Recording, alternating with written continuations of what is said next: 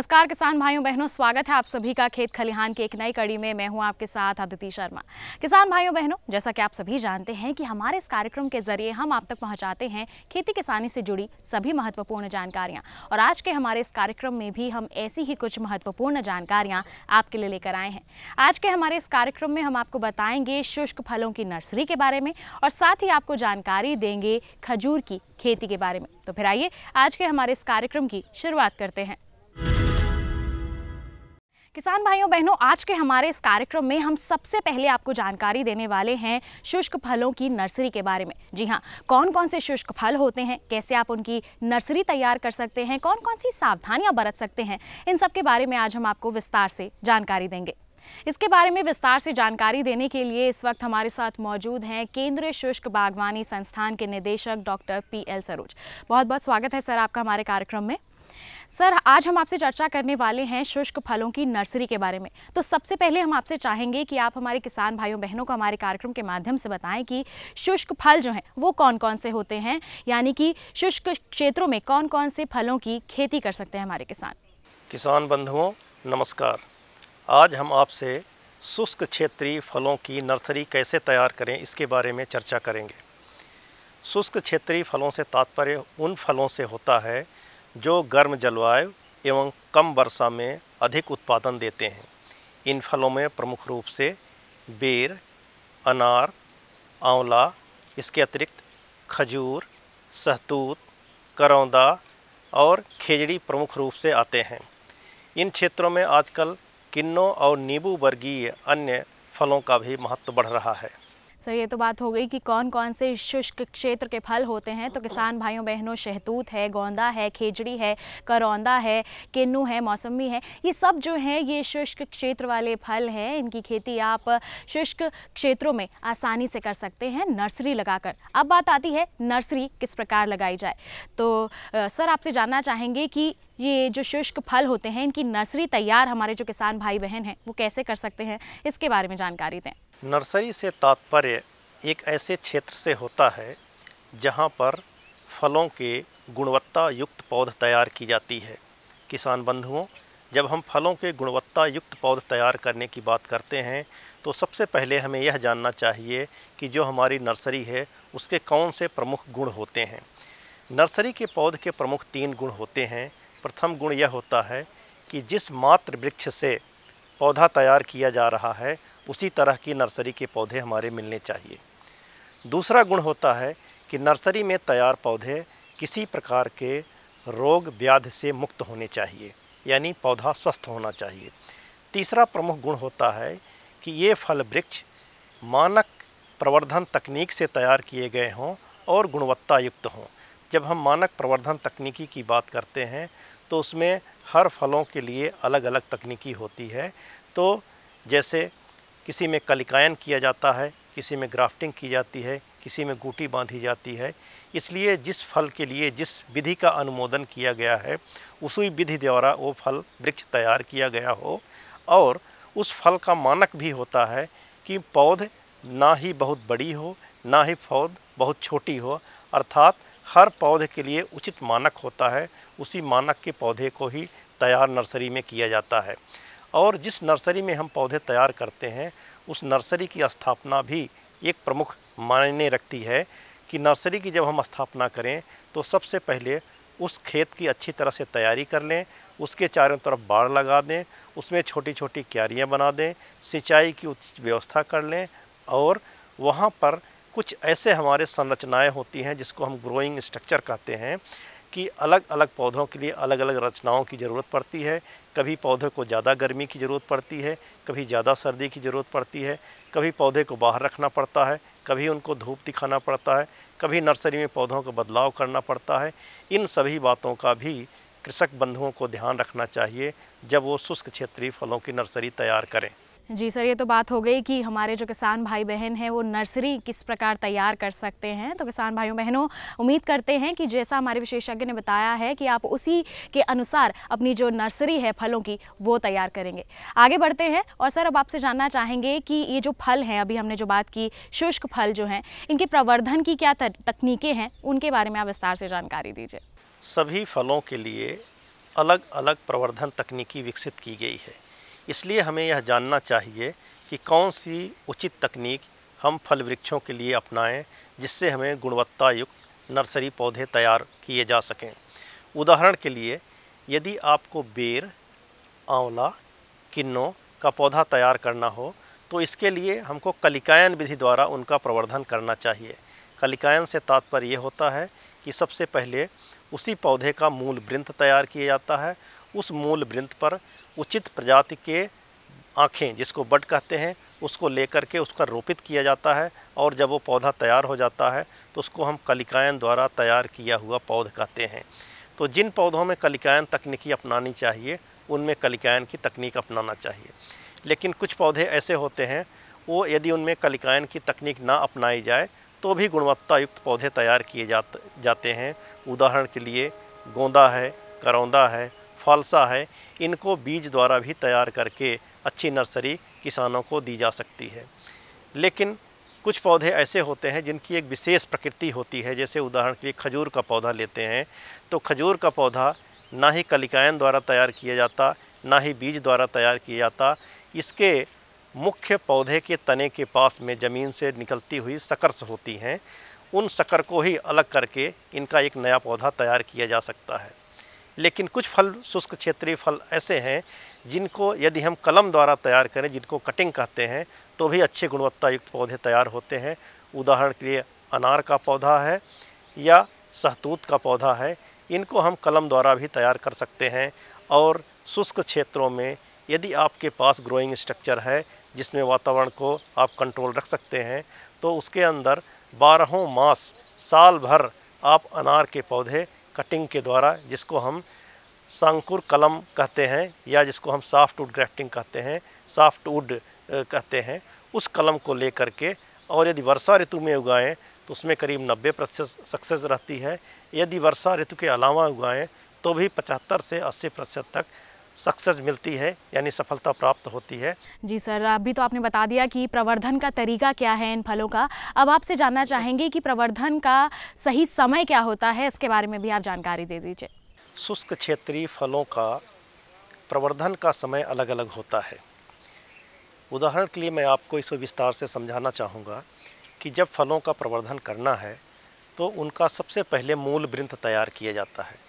मूल वृंत तैयार करने से तात्पर्य है, जैसे आपको बेर का पौधा तैयार करना है तो पहले बेर के देसी बीज, उसको आपको फरवरी के महीने में उसकी बुआई कर देना है। बुआई करने में आपको सावधानी यह बरतनी है कि इसके बीज को पॉलीथीन की थैलियों में, जिसकी साइज़ होती है 25 से 15 सेंटीमीटर की, उसमें अच्छी तरह सड़ी हुई गोबर की खाद और मिट्टी, जो अच्छी मिट्टी हो, उसको मिला करके उसका उचित भराव करें। भराव के बाद फरवरी के महीने में इसके बीज की बुआई कर दें।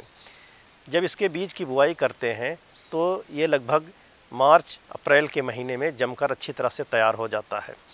लेकिन फिर भी यह कलिकायन के योग्य पौधा नहीं होता है। कलिकायन के योग्य पौधा लगभग 3 महीने बाद और जुलाई के महीने में यह उचित प्रकार के साइज में आ जाता है और उस समय उसकी कलियां एक अच्छी प्रजाति से तात्पर्य है कि जो उस क्षेत्र के लिए रिकमेंड की गई हैं प्रजातियां, जैसे बेर के केस में गोला, उमरान, सेब, मुंडिया, बनारसी कराका, ऐसी प्रजातियों से कली लेकर के और उस मूल वृंत पर कलिकायन करें। और मूल वृंत के कलिकायन के लगभग 45 दिन बाद ये पौधा खेत में रोपण के लिए तैयार हो जाता है। अर्थात अगर आपने जुलाई में किया है तो सितंबर के महीने में इसका रोपण किसानों को करना चाहिए। इसी तरह से यदि दूसरे फल वृक्षों की बात करते हैं तो यही तकनीकी किन्नों और यही तकनीकी बेल के लिए भी अपनानी चाहिए।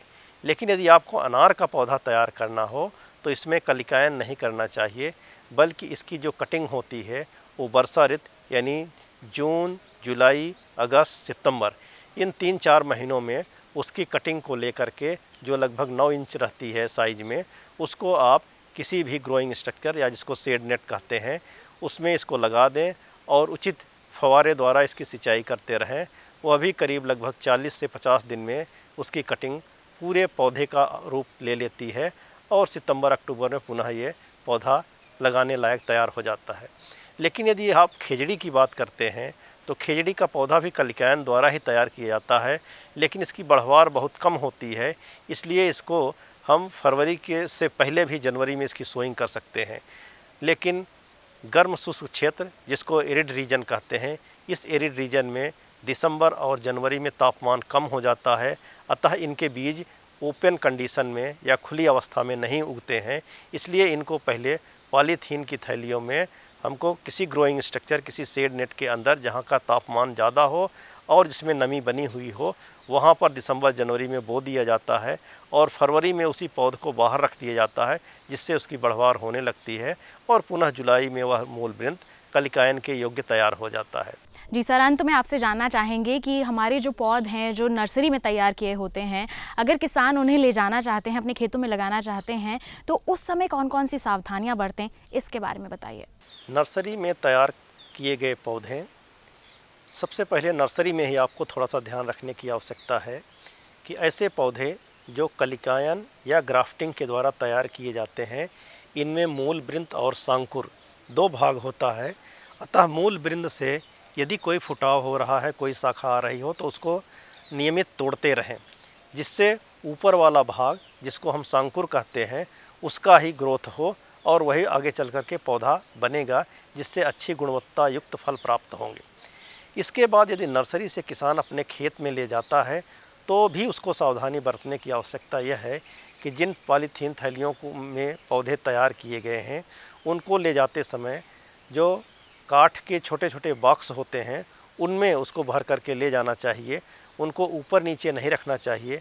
तो गुणवत्ता युक्त पौधे आप तैयार करें, उसकी उचित देख रेख करें, उसके ले जाने में उचित तरीके अपनाएं, उसके उचित रोपण में तरीके अपनाएं, तो आप शुष्क क्षेत्रीय बागवानी फलों का भी अच्छा बाग लगा सकते हैं और उससे अच्छी आमदनी ले सकते हैं। सर, बहुत बहुत धन्यवाद आपका कि आपने हमारे कार्यक्रम के माध्यम से हमारे किसान भाइयों बहनों तक इतनी महत्वपूर्ण जानकारियां पहुंचाई हैं, और हम उम्मीद करते हैं कि इन सभी जानकारियों से हमारे जो किसान भाई बहन हैं वो भी अवश्य ही लाभ लेंगे और एक अच्छा बाग जो है वो तैयार कर पाएंगे शुष्क क्षेत्र वाले फलों का। बहुत बहुत शुक्रिया आपका। धन्यवाद। तो किसान भाइयों बहनों, अभी आपने जाना कि आप शुष्क क्षेत्र वाले फल जो हैं उनकी नर्सरी किस प्रकार तैयार कर सकते हैं और एक अच्छा स्वस्थ बाग जो है वो किस प्रकार आप तैयार कर सकते हैं। अब कार्यक्रम में वक्त हो चला है एक छोटे से ब्रेक का, आप कहीं मत जाइएगा। ब्रेक के बाद हम आपको जानकारी देंगे खजूर की खेती के बारे में। बने रहिए दूरदर्शन किसान पर और देखते रहिए हमारा कार्यक्रम खेत खलिहान। ये कामयाबी है अन्नदाता की, एक कहानी है खेत और खलिहानों की। कैसे करें अपने पशुओं की देखभाल, जानिए गांव-गांव के किसानों का हाल। देखिए गांव किसान, सोमवार से शुक्रवार दोपहर 12 बजे। ब्रेक के बाद किसान भाइयों बहनों, स्वागत है आप सभी का कार्यक्रम खेत खलिहान में। कार्यक्रम के इस भाग में किसान भाइयों बहनों हम आपको जानकारी देंगे खजूर की खेती के बारे में। तो फिर आइए कार्यक्रम को आगे बढ़ाते हैं। किसान भाइयों बहनों, आज के हमारे इस कार्यक्रम में हम आपको जानकारी देने वाले हैं खजूर की खेती के बारे में। हमारे देश में खजूर की खेती बड़े पैमाने पर की जाती है। आप इसकी खेती करते वक्त कौन कौन सी मुख्य सावधानियां बरतें, इसकी पौध लगाने का उचित समय क्या है और कौन कौन सी उन्नत किस्मों का आप चयन कर सकते हैं, आज के हमारे इस कार्यक्रम में हम आपको इन सब के बारे में जानकारी देंगे। और इन्हीं के बारे में जानकारी देने के लिए इस वक्त हमारे साथ मौजूद हैं बीकानेर के केंद्रीय शुष्क बागवानी संस्थान के प्रधान वैज्ञानिक doctor RS Singh. Doctor Singh, बहुत बहुत स्वागत है आपका हमारे कार्यक्रम में। डॉक्टर सिंह, हमारे देश में खजूर की खेती बड़े पैमाने पर की जाती है, तो हम सबसे पहले तो आपसे जानना चाहेंगे कि कहाँ कहाँ की जाती है हमारे देश में खजूर की खेती, इसके बारे में विस्तार से हमारे किसान भाइयों बहनों को बताइए। किसान भाइयों, हमारे देश में खजूर की खेती गर्म शुष्क क्षेत्र में की जाती है। जहाँ पर जो है गर्म शुष्क जलवायु हो, उन क्षेत्रों में खजूर की खेती की अपार संभावनाएं हैं। खजूर की खेती करने के लिए जो है किसान को खेत की तैयारी करनी पड़ती है। इसके लिए जो है उचित किस्म के पौधे लेने पड़ते हैं और इनकी खेती के लिए जो है खेत की तैयारी करते समय कुछ सावधानियां बरतनी पड़ती है। खजूर की खेती राजस्थान प्रदेश के पश्चिमी राजस्थान में की जाती है। इसके अलावा गुजरात, पंजाब, हरियाणा और अभी तमिलनाडु में कई इलाकों में की जा रही है। राजस्थान में इसकी खेती लगभग 850 हेक्टेयर क्षेत्रफल में की जा रही है। इसमें टिश्यू कल्चर आधारित और ऑफशूट से आधारित दोनों तरह के बाग लगाए गए हैं। जी डॉक्टर सिंह, ये तो आपने बताया कि हमारे देश में कहाँ कहाँ खजूर की खेती की जाती है और मुख्य रूप से आपने बात की राजस्थान के बारे में। अब हम आपसे जानना चाहेंगे कि कौन कौन सी उन्नत किस्में हमारे देश में जिनका चयन हमारे किसान भाई बहन कर सकते हैं जिससे उनको अच्छा उत्पादन जो है वो मिल सके, इसके बारे में जानकारी दीजिए। खजूर की खेती के लिए उन्नत किस्मों का चयन करना बहुत आवश्यक है। इसकी खेती के लिए दो तरह की किस्मों का चयन करें। एक तो जो है ताज़ा फल खाने के लिए और दूसरा प्रोसेसिंग के लिए। वैसे प्रोसेसिंग के लिए सभी किस्में उपयुक्त हैं, लेकिन मैं आपको बताना चाहूँगा कि ताज़ा फल खाने के लिए हलावी, खुनेजी, बरही, खलास ये पीले रंग की फल वाली किस्में हैं। इसके अलावा मेडजूल किस्म है जिसके फल आकार बड़ा होता है और ये प्रोसेसिंग छुहारा बनाने के लिए उन्नत किस्म है। इसके अलावा जो है इसकी हलावी किस्म की भी और जैदी किस्म की भी और खलास किस्म के भी जो है छुहारा बना सकते हैं और पिंड खजूर भी बना सकते हैं। ये उन्नत किस्मों का चयन करके किसान भाई बाग लगा सकते हैं। जी डॉक्टर सिंह, ये तो बात हो गई उन्नत किस्मों के बारे में। तो किसान भाइयों बहनों, जो हमारे विशेषज्ञ ने बताया है, इन सभी किस्मों का आप चयन कर सकते हैं, चाहे आप ताज़ा फल लेना चाहते हो या फिर आप प्रोसेसिंग की तरफ जाना चाहते हो। बढ़ते आगे डॉक्टर सिंह, अब आपसे जानना चाहेंगे कि खजूर की जो पौध लगाते हैं किसान, उसका उचित समय क्या होता है, क्या तैयारियाँ कर सकते हैं किसान, इसके बारे में जानकारी दीजिए। ये आपने बहुत अच्छा प्रश्न किया। खजूर के पौध लगाने के लिए तैयारी करना बहुत ही आवश्यक है। इसके लिए सबसे पहले खेत तैयार करें और खेत तैयार करने के पश्चात उसमें जो है रेखांकन करें 8 × 8 मीटर की दूरी पर पौधे लगाने के लिए। पौधे लगाने के लिए मई जून के महीने में खड्डे तैयार करें। इसके खड्डे तैयार करने के लिए 1 मीटर गहराई का जो खड्डा तैयार करें और उसमें ऊपर की उपजाऊ मिट्टी और उसमें खाद मिला करके उसको अच्छी तरह से भर दें।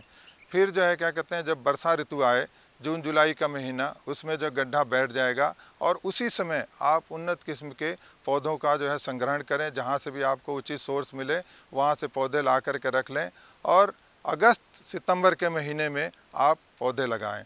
यदि आपके पास सिंचाई का समुचित साधन है तो आप फरवरी मार्च के महीने में भी पौधे लगा सकते हैं, और नहीं तो किसान भाइयों इसके पौधे जो है अगस्त सितंबर के महीने में लगाएं।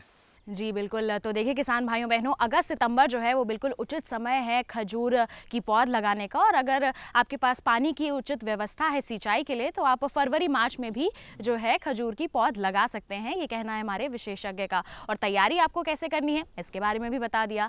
बढ़ते हैं आगे और जानकारी लेते हैं हमारे विशेषज्ञ से। तो डॉक्टर सिंह, अब आपसे जानना चाहेंगे कि हमारे किसान भाई बहन जो पौध लगा लेते हैं तो वो कौन कौन सी मुख्य सावधानियाँ हैं जो इनको बरतनी चाहिए जिनसे इनकी जो पौध है वो सुरक्षित रहे और इनको अच्छा फल जो है वो मिल सके। सबसे पहले जो जब पौधे आप लगाएं तो उसमें पानी लगाते समय ध्यान रखें कि पानी जो है उस पौधे के अंदर न जाए। पौधे के अंदर जाएगा तो उसकी जो है बढ़ने वाली कली खराब हो जाएगी, इसलिए पौधे पानी लगाते समय इस बात का ध्यान रखें। दूसरी चीज़ ये है कि खजूर के पौधे जब लगाएं तो उसमें ड्रिप सिंचाई प्रणाली का उपयोग करें। ड्रिप सिंचाई प्रणाली सबसे उपयुक्त है और इसके लिए प्रतिदिन लगभग 50-60 लीटर पानी की आवश्यकता होती है। उतना पानी दें, पौधे में वृद्धि होगी और समय समय पर उसमें निराई गुड़ाई करते रहें जिसमें कि जो है पौधा जो अच्छी तरह से बढ़ता रहेगा। जी डॉक्टर सिंह, ये तो बात हो गई कि हमारे जो किसान भाई बहन हैं वो कौन कौन सी मुख्य सावधानियां बरत सकते हैं जब वो खजूर की पौध लगा लें अपने खेतों में। अब हम आपसे जानना चाहेंगे खाद जो कि किसी भी फसल की अच्छी उपज के लिए बेहद ज़रूरी होती है, खजूर में खाद जो है वो कब और कितनी मात्रा में देनी चाहिए, इसके बारे में विस्तार से बताइए। खजूर में सड़ी हुई गोबर की खाद का प्रयोग अवश्य करें क्योंकि इससे जो है भूमि का सुधार भी होता है और पौधों की वृद्धि होती है। खजूर में खाद जो है जुलाई अगस्त के महीने में डालें और फिर दिसंबर जनवरी के महीने में डालें क्योंकि जनवरी के महीने से इसमें जो है फूल आना प्रारंभ होता है, उस समय जो है नत्रजन का प्रयोग करें। पौधों में पौधे के आयु के अनुसार प्रति वर्ष खाद 2 बार देनी चाहिए। सबसे पहले सड़ी हुई गोबर की खाद उसमें जो है पौधे के पास खाई खोद करके और उसमें मिट्टी में मिला करके दें। उसी के साथ जो है नत्रजन, फास्फोरस और पोटास की मात्रा भी दें। दूसरा जो है इसकी आधी नत्रजन की मात्रा दिसंबर जनवरी के महीने में दें, क्योंकि उस समय जनवरी के महीने में फूल आना प्रारंभ होता है। उस समय नाइट्रोजन खाद की अति आवश्यकता होती है। डॉक्टर सिंह, खाद की बात तो हो गई, अब बढ़ते हैं आगे, बात करते हैं सिंचाई की। आपने बताया था कि राजस्थान में इसकी जो खेती है वो बड़े पैमाने पर की जाती है और राजस्थान जो है वो शुष्क क्षेत्र माना जाता है। तो ऐसे में राजस्थान के किसान जो है वो सिंचाई का कैसे ध्यान रखें, कब और कितनी मात्रा में और कब कब सिंचाई करें, कितना पानी दें उन्हें, और बाकी अगर क्षेत्रों की बात करें देश की तो उसके बारे में आप विस्तार से जानकारी दीजिए कि खजूर में सिंचाई कब और कितना पानी देना चाहिए। खजूर में सिंचाई के लिए जो बूंद बूंद प्रणाली है वो सबसे उपयुक्त है, क्योंकि इसमें जो है पानी की आवश्यकता होती है और पानी की आवश्यकता मार्च से लेकर के और जून के बीच में होती है, क्योंकि जून के मध्य अंत में जो है फल इसके पकने तैयार हो जाते हैं और फल की जो वृद्धि होती है वो मार्च में चालू होती है। इसलिए इस दौरान 7 से 10 दिन के अंतराल पर जो है पानी दें, और अगर आपके पास ड्रिप सिंचाई प्रणाली है तो उसको जो है डेली चलाएं या एक दिन छोड़ करके चला सकते हैं, जिससे कि पौधों को जो है जड़ में पानी मिलता रहेगा और फल की वृद्धि होगी। जैसे कि कहावत है कि खजूर का जो पौधा ऊपर गर्मी में रहता है और इसकी जो है जड़ जो है पानी में रहती है। ये कहावत तभी चरितार्थ होती है जबकि आपके पास सिंचाई के लिए पानी हो। खजूर की खेती के लिए जो है सिंचाई की अति आवश्यक है। बिना सिंचाई के उन्नत के गुणवत्ता के फल जो है नहीं प्राप्त हो सकता है, लेकिन कम सिंचाई से भी अच्छा फल उत्पादन ले सकते हैं।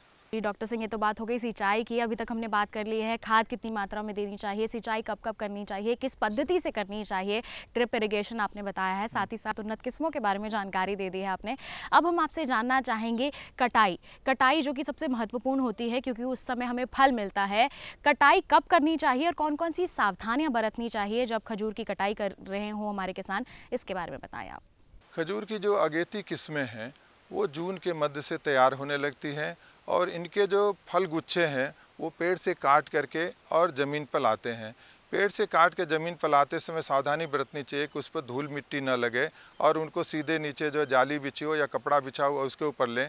उसके बाद से जो उनको अलग अलग करके और उसमें जो अधिक पके हुए फल हैं उनको छांट लें और अलग अलग श्रेणी में जो श्रेणीबद्ध करके और उनको अच्छी तरह से जो पैकिंग करके जो है दूरस्थ बाजार में बेचने के लिए भेजेंगे, जिससे कि किसान को जो है दोगुना आय मिलेगी। जी डॉक्टर सिंह, अभी आपने बात की कि किसानों की आय जो है वो दोगुनी हो सकती है अगर वो सही तरीके से सावधानियां बरतकर फल की जो है बिकवाली करेंगे।